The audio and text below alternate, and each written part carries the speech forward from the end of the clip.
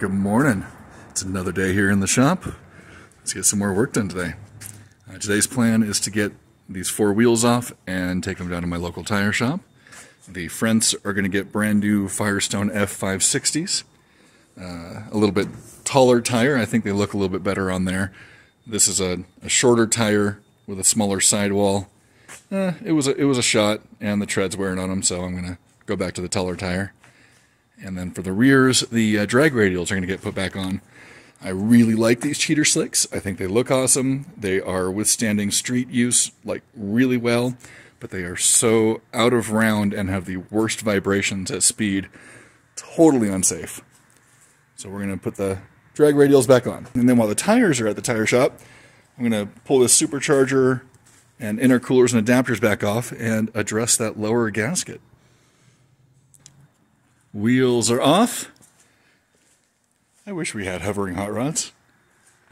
And a truck full of wheels and tires. Torn back down. Okay, one side off. You can see a little bit of evidence in this corner here where it's a little wet. Sucking through the gasket. And again over here on this side. Making some new gaskets using this 16th inch thick Cometic gasket paper. I've made new gaskets. I've smeared a little bit of right stuff top and bottom of the gasket.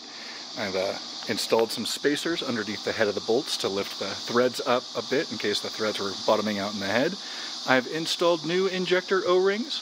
I'm going to let the right stuff cure for the night, and we'll finish putting it back together tomorrow. The next day. Okay, got the fuel system hooked up. Check for leaks here. Let's see if we've got the prime spray pattern here. A few moments later. Well, this looks familiar.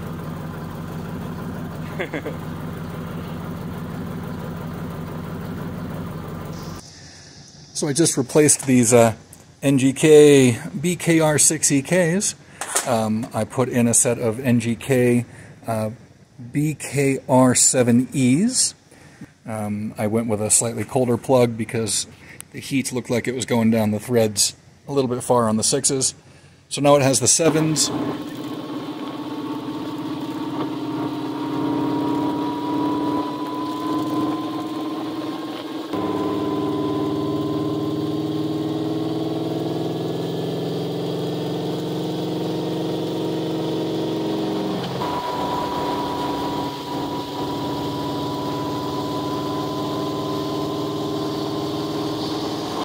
So after taking it for a, 12-15 mile test drive and doing some tuning on the VE, it's behaving like I've got the gaskets all sealed up now. The initial impression from switching over from the Jaguar side feeds over to the fuel rails traditional style injector fires up much easier, it finds idle much easier, it seems to be warming up a little bit faster. The tip-in throttle response is way improved. The top end, the high end and the high rev, although I'm still tuning, it feels similar. But the throw you in your seat pull up until you get to the high rev feels better. So this little project is absolutely worth it. A note about my algorithm that I've selected on my own personal setup here. It is alpha N. So you'll see that my y-axis is 0 to 100 reading TPS%. However, it is multiplying each VE value by map sensor. So even though there is no boost directly on the y-axis of my VE, manifold vacuum and boost pressures do absolutely sway the final injector pulse width because it's multiplying it against the current VE value. And I like it. It just seems to respond a little bit faster than just speed density by itself.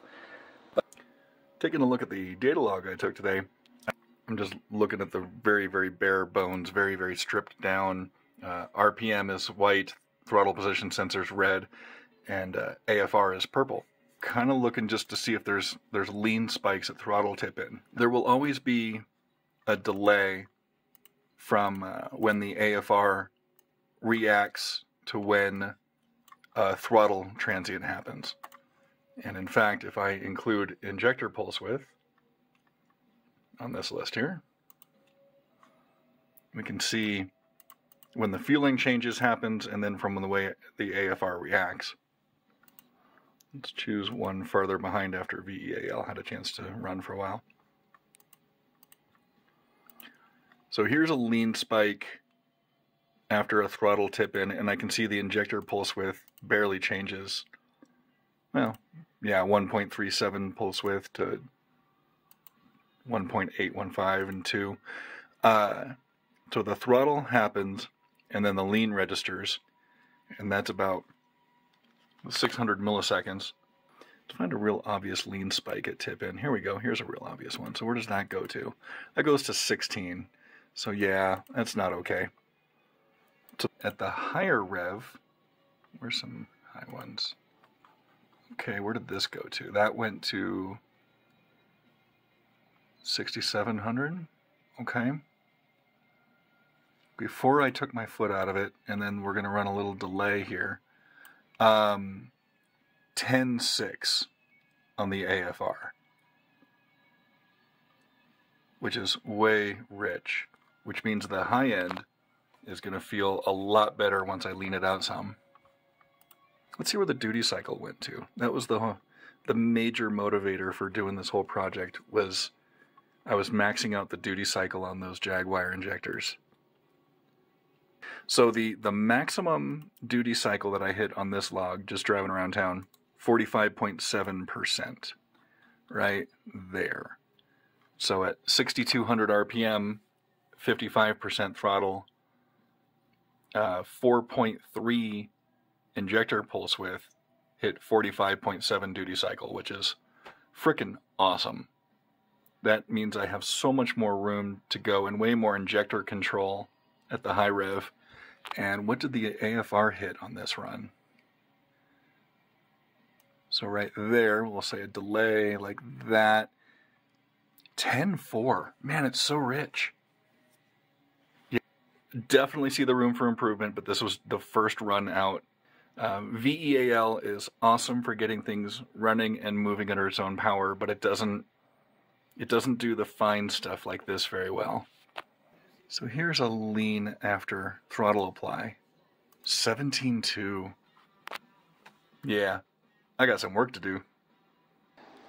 Be sure to check back soon. I am going to make a little video at the end of this month, September of 23, when I take this thing down to Tucson and drag race it in the roadkill duct tape drags. But the most important thing is to absolutely just have fun wrenching. Put something together that you want to because you want to, and have fun doing it. See ya.